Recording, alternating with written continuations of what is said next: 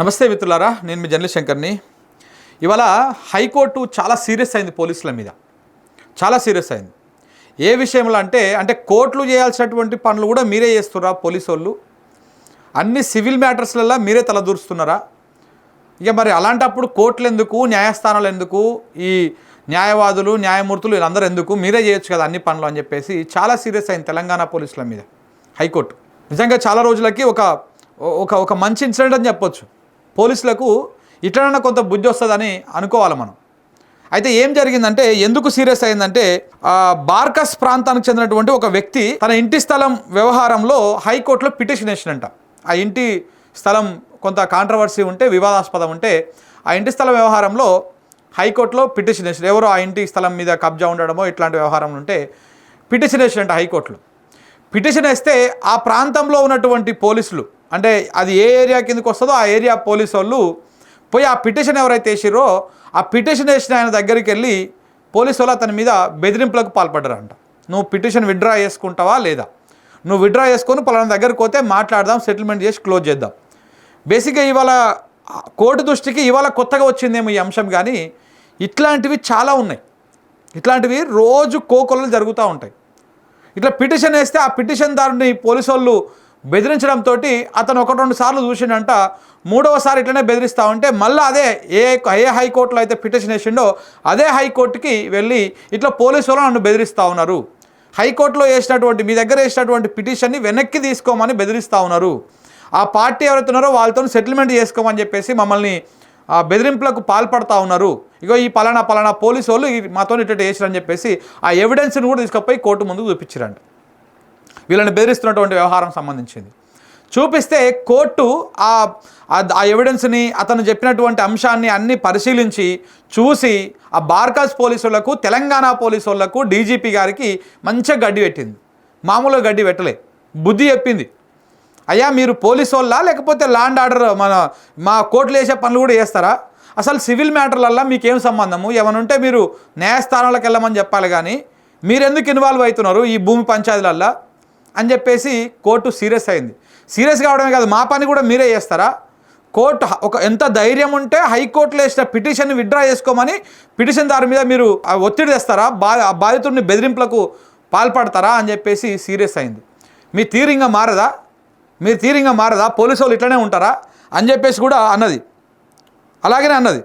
So దాంతోపాటు ఎక్కువ మీరు శాంతి భద్రతలను కాపాడే అంశం మీద ఫోకస్ పెట్టడం దానికంటే కూడా ఈ సివిల్ మ్యాటర్లలో బాగా ఇన్వాల్వ్ అవుతారు. ఎందుకు ఇన్వాల్వ్ అవుతారు ఇంతగానము? హైకోర్టులో ఉన్నటువంటి పిటిషన్ వెనక్కి తీసుకోవాలన్నటువంటి ఆసక్తి మీకు ఎందుకుంది? శాంతి భద్రతలకు విఘాతం కలగకుండా కదా మీరు చూడాల్సినటువంటి పని అని చెప్పేసి కోర్టు అన్నది. ఇక్కడ అర్థం చేసుకోవాల్సిన విషయం ఏంటంటే, శాంతి భద్రతలు చూసుకుంటే ఏమొస్తుంది పోలీసు వాళ్ళకి? ఏమొస్తుంది చెప్పు? నెలనాటి జీతమే వస్తుంది. అదే సివిల్ మ్యాటర్లో ఏలు పెట్టామనుకో, ఆ పిటిషన్ అతనితో బెదిరించి విత్డ్రా చేయించి ఈయనతోటి సెటిల్మెంట్లకు వస్తే కొన్ని సంచులల్లో మూటలల్లో పైసలు వస్తాయి. ఇది చాలా చోట్ల జరుగుతూ ఉంది. ఇలా హైకోర్టు కూడా గదే అన్నది. అంత అత్యుత్సాహం ఎందుకు? పోలీసు వాళ్ళకి ఏ రకమైనటువంటి లాభాపేక్ష లేకుండా నిస్వార్థంగా నిజంగా డ్యూటీ మీద ఫోకస్ ఉన్నటువంటి అయితే సివిల్ మ్యాటర్లలో మేము పోము, మాకు సంబంధం లేదు, మీరు కోర్టుకు పోయినాక కోర్టు పరిధిలో ఉన్నదే చూసుకోవాలని చెప్పేసి పోలీసు వాళ్ళు పెట్టేటువంటి కేసులు కూడా ఫైనల్గా తేల్చేది కోర్టులే కదా. మరి అలాంటి కోర్టులో ఉన్నటువంటి ఇష్యూని మీరు విత్డ్రా చేసుకోండి అని చెప్పేసి బెదిరింపులకు పాల్పడడం ఏంటి అని చెప్పేసి కూడా సీరియస్ అయింది. మీరు ఎన్నిసార్లు చెప్పినా మారరా? ఇట్లనే వ్యవహరిస్తారా మీరు? అంటే ఇంతకు ముందుకే చాలాసార్లు కోర్టులు పోలీసు వాళ్ళకు వార్నింగ్లు ఇస్తాయి అన్నమాట. మీరు ఎన్నిసార్లు చెప్పినా మారరా, ఇట్లనే ఉంటారా అని చెప్పేసి ఇంకొక అంశాన్ని కూడా ప్రస్తావించారు ఆయన. అక్కడ ఉన్నటువంటి ఆ పిటిషన్ దారే చెప్పినంట, సార్ కనీసం పోలీస్ స్టేషన్లో సౌకర్యం కూడా ఉండదు, ఓ పెన్ను ఉండదు, ఓ పేపర్ ఉండదు, ఏముండదు, అవన్నీ మనం బయటకు తీసుకొని పోవాలి, తాగుతందుకు మంచినీళ్ళు కూడా ఇల్లు పోలీస్ స్టేషన్లో అని చెప్పేసి చెప్తే ఆ విషయంలో కూడా మీరు ముందు ఎవరైనా కంప్లైంట్ ఇస్తందుకు బాధితులు వస్తే వాళ్ళకి సౌకర్యాలు కల్పించడం నేర్చుకోండి. ముందు శాంతి భద్రతలను చక్కగా చూడడం నేర్చుకోండి. అలా కాకుండా స్టేషనరీలు వాళ్ళు తెచ్చుకోవాలి, పెన్ను పేపర్లు అన్నీ వాళ్ళు తెచ్చుకోవాలి. ఎట్లా ఇదంతా? ఇక్కడైనా మీ పోలీసుల తీరు మారకపోతే చాలా సీరియస్గా ఉంటుంది. ఎవరైతే ఈ పిటిషన్ దారి మీద ఒత్తిడి చేసిరో వాళ్ళ మీద విచారణ జరపాలని చెప్పేసి కూడా స్థానిక కమిషనర్ కూడా ఆదేశాలు జారీ చేసింది హైకోర్టు.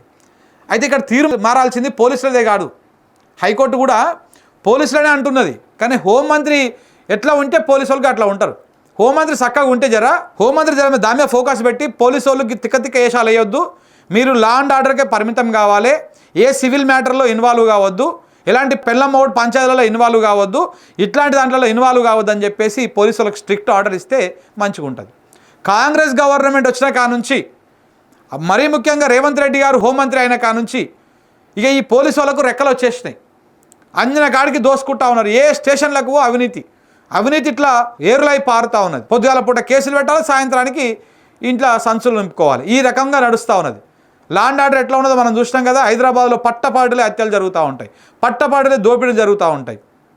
ఎక్కడ ఎప్పుడు ఏ రకంగా జరుగుతూ ఉందో అర్థం కాని పరిస్థితి. ఇగో ఇట్లా ఉన్నది రాష్ట్రంలో లా అండ్ ఆర్డర్. ఇది చూసుకోనిక చేత కాదు మన పోలీసు వాళ్ళకి. అదే సివిల్ మ్యాటర్లల్లో, అదే బడా వ్యాపారవేత్తలకు సంబంధించినటువంటి భూములలో ఎవడన్నా ఏమైనా అటు అయితే దాన్ని సెటిల్ చేసేందుకు, దీన్ని సెటిల్ చేసేందుకు బాగా వీళ్ళు ఇంట్రెస్ట్ చూపిస్తూ ఉంటారు. ఇది కేవలం ఒక చిన్న కింది స్థాయిలో జరిగేటువంటి ఎస్ఐ సిఐల పరిధిలోనే జరగదు. ఇది ఇంకా పెద్ద తలకాయలు చాలా ఉంటాయి. ఇందులో పెద్ద కోట్ల వ్యవహారంలో పెద్ద తలకాయలు చాలా ఉంటాయి. ప్రతి పోలీస్ ఆఫీసరు మీరు చూడండి, కొంత నార్సింగి లాంటి ప్రాంతము, లేకపోతే ఆదిబట్ల లాంటి ప్రాంతము, లేకపోతే బంజారాహిల్స్ లాంటి ప్రాంతాలల్లో ఇది అంతా ప్రైమ్ ఏరియా.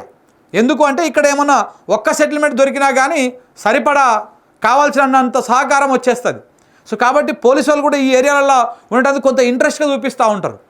ఇది మనం చెప్పే మాట కాదు, ఇది ఓపెన్గా జరుగుతున్నటువంటి వ్యవహారమే. ఇది ఈ కబ్జాదారులకు కొమ్ము గాయడము, దీంట్లో ఒక పక్షాన ఉండి వానికి మేలు చేసి వానికి కావాల్సినటువంటి సహాయ సహకారాలు తీసుకోవడము, ఇదంతా ఇలా కోర్టు చెప్తా ఉంటే ఇవన్నీ కూడా దాని పరిధిలోకే వస్తాయి.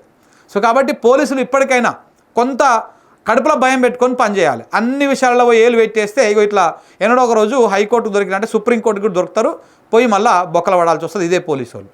Thank you very much.